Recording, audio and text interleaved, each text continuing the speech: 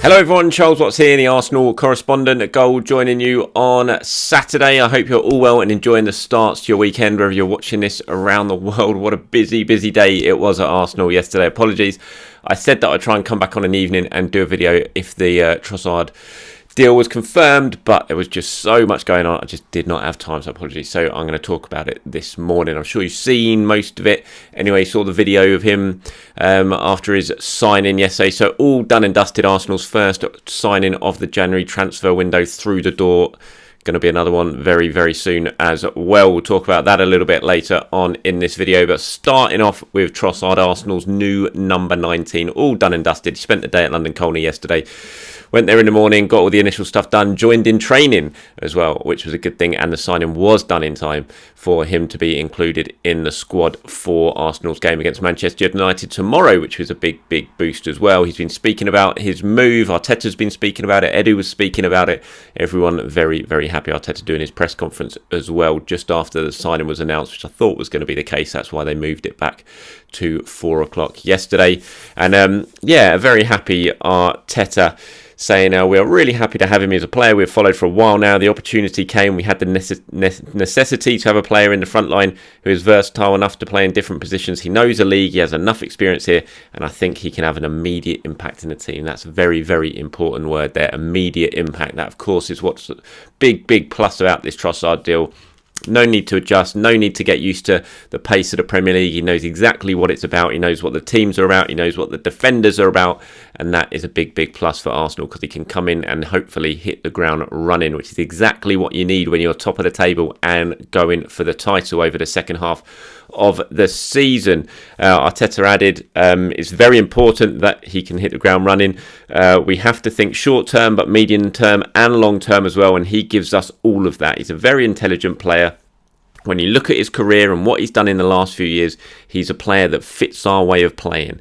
We are happy to have him. He is very much a player who fits the way of playing. You look at the way, you look at the technique, you look at how two-footed he is, how he can play across the front line, he can play on the left, play on the right, can play in the middle. In fact, he was in his interview to Arsenal.com yesterday, he said his favourite position is, if he had one, it's going to be behind the striker. I'm not sure he's going to really play there too often for Arsenal, but we shall wait and see. Certainly is an option to play there as well. I mean, Odegaard, we know he's going to be starting. Xhaka is certainly going to be starting at the moment as well. But if needs must, then you can certainly play Trossard in one of those number 8 roles. But I think he's probably more or less going to be cover for the wide men as well, allowing to give them a rest and hopefully chipping in and making a big impact as well. He's a big game player. Man for the big occasion, scores lots of goals against the big teams, which is good. Already scored a hat-trick against United this season, scored against City, scored against Chelsea, scored against Arsenal last season, Tottenham last season. He can do it against the big six, which is exactly what you want. He is a man for the big occasion. He's been speaking about the move himself. He says, this is a big club. I'm ready to show the fans what I can do. Everyone has seen how well we're doing already, and I'm here to help achieve those dreams, including mine. I'm really excited to see the fans in the stadium. I hope I can give you my all. I want to try and create as many magic moments as possible, and hopefully we can celebrate together. Fingers crossed, Leandro, you are right, and everyone is celebrating together come the end of the season, because what an opportunity he has now, joining Arsenal halfway through the season, sitting 8 points clear at the top of the Premier League. I think when he started the season, he probably wouldn't have dreamt about being in a title race this season, but he is gonna be. He has arrived slap bang in the middle of one, and hopefully he can be the type of signing who can really help push Arsenal over the line during this second half of the season, when the games start to come thick and fast, when the pressure starts to mount. He's an experienced player. He's a top level player. He's done it on the international stage. He's 28. He said it himself. He's experienced. He's hoping he's going to be able to add that to this young squad. And I wrote a piece that went out on Goal yesterday. You can find it. So I put it out on my Twitter again this morning, just looking at the reasons why I think this is such a smart signing for Arsenal, and why I just think it makes a lot of sense. It's not a big trophy signing. It's not one like Mudryk, which you can celebrate and taunt rival fans with on social media, which I know is not important, but a lot of people seem to think it is. But when you actually sort of sit down and think about it, it's just a deal that works well. Not that expensive, really, sensible money for a player of his quality and experience, and it leaves money available as well to be spent elsewhere, and Arsenal are in the process of doing that. So let me get this right, and I know so many of you call me up on my pronunciation, so I'm going to get it right. It is Jakub Kiwior. That is how you spell it. Jakub Kiwior. That's how you pronounce it, sorry, apparently. When you look at it on paper, I'd probably say it Jakub Kiwior, but it's not. Jakub Kiwior, that's how you pronounce it, or is supposed to pronounce it. I sort of did my research before doing this video, because I know you'd all call me up on it. And I have to say, before yesterday, I knew absolutely nothing about this bloke. Nothing about him at all. Never even heard of him. And I'm sure plenty of you probably have, but I hadn't. Now, I've obviously been doing quite a bit of research since this news broke. First came out yesterday from, I think it was a Polish journalist, I'm not sure. But he broke the story, it might be an Italian, and yeah, everyone sort of followed suit. It was one of those out of the blue deals that Arsenal are getting better at now. Did it with Fabio Vieira in the summer, did it, and this is another, and I mean, he looks, from my very, very limited experience, and like I said, it was this time yesterday, I didn't even know who he was. So, but he looks fairly decent from YouTube videos, but that's all I can say at the moment. I mean, he's a left-sided centre-back. He's adaptable as well. He can play on the left back position. He can play defensive midfield as well, so he's versatile. He's young. He fits the age profile that Arsenal tend to go for, only 22. Pretty good with the ball at his feet by all accounts. Speaking of people who actually do know him and watch him a lot and pay a lot of attention to Serie A, they seem to think he's very good with his ball with the ball at his feet. You know, he's a very cultured passer. Juventus and AC Milan were sniffing around him as well. I think West Ham were, by all accounts as well. But yeah, in the people in Italy who I've spoken to who know him and know the game, they seem to think it's a smart piece of business. No one was really expecting it. But they think he's a decent player who could go on and become a top player. He's very young, still 22, not much experience. He only moved to Italy a couple of years ago from Slovakia, so not too much experience. But Arsenal believe in him. They're willing to pay around sort of 20 million with add-ons for him, so it'll go up to about sort of 24, 25, I think. It's not done yet, but it is getting very close to being done. I think he's going to be in England this weekend. I wouldn't be surprised if he's at the Emirates tomorrow. And this deal gets wrapped up pretty quickly. It is very, very advanced now.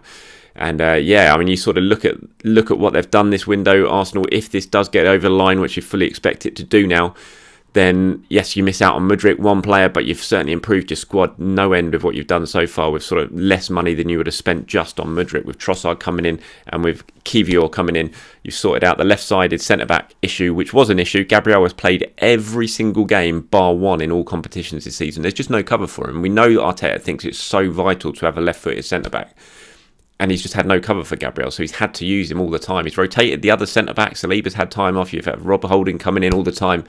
But on the other side, it's been a big issue because Arteta just wants to have that left-sided centre-back involved in the team. So this is going to do that. It's going to add extra squad depth to a position where he really wanted it. And then you've added the extra squad depth to the forward line as well, with a player who can play anywhere across all three positions and is Premier League ready. So they've done some smart business in this transfer window. And you think a few days ago, everyone was miserable, everyone was depressed, everyone was shouting to the rooftops. Not everyone, some was shouting at the rooftops, or Edu out, not doing enough. And then just a couple of days later, it's all just changed a little bit. The outlook's changed a little bit. The squad suddenly looks a hell of a lot stronger. Just got to be a little bit patient in the transfer window. Arsenal, I said, there was no panic. They were disappointed, but there was no panic when they missed out on Madrid, because they knew they were still active and they were going to try and get things done. And now, just a few days later, they have got things done and the squad is looking a little bit stronger. And I'm not sure it's finished yet. I'm not saying for definite, but I'm not sure it is finished yet.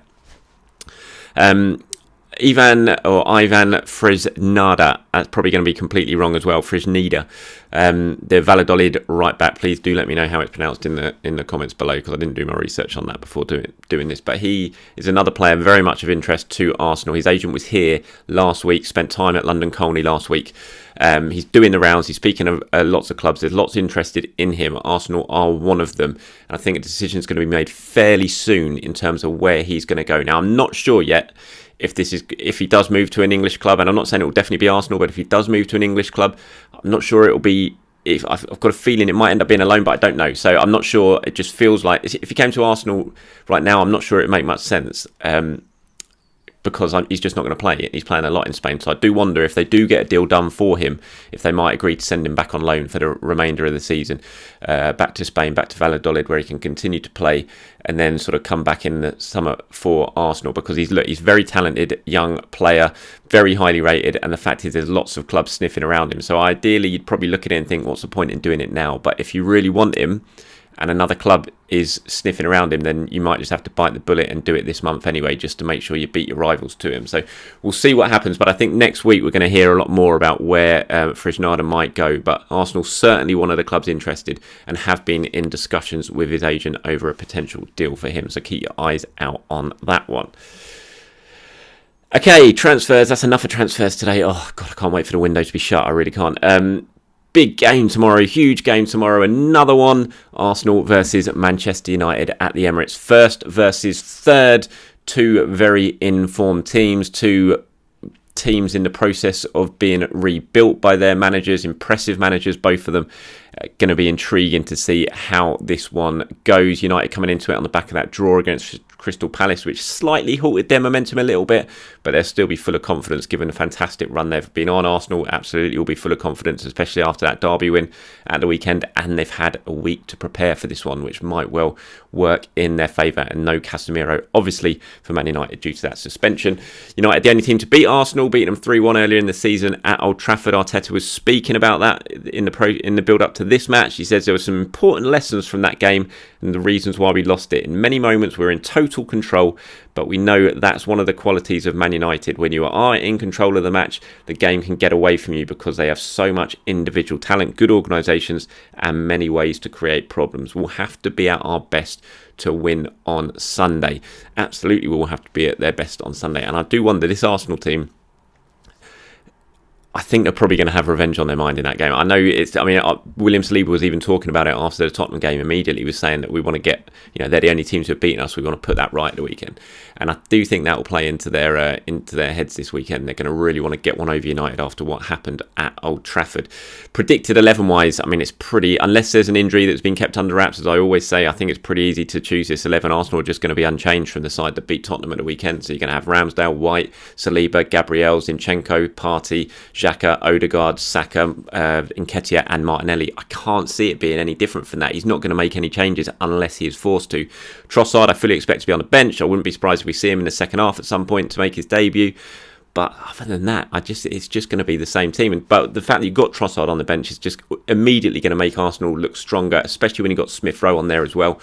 There are players who can change the game, who can come on. Obviously, you've got Fabio Vieira as well. So suddenly you're attacking options on the bench just with the addition of Trossard and the return of Smith Rowe from injury just makes Arsenal look an awful lot stronger going forward, and that's a big boost for Mikel Arteta. But let me know what you guys think. Predicted 11 wise, who do you want to see start in a game? I imagine you're the same as me, you just want to see that start in 11, but if not, let me know in the comments below. And anything on the transfer stuff that we've discussed, let me know as always your thoughts and opinions on what Arsenal are doing or what they should be doing between now and the end of the window. Have a fantastic Saturday, everyone. Enjoy the sunshine if you're over here in the UK. Wrap up warm though, because it is freezing.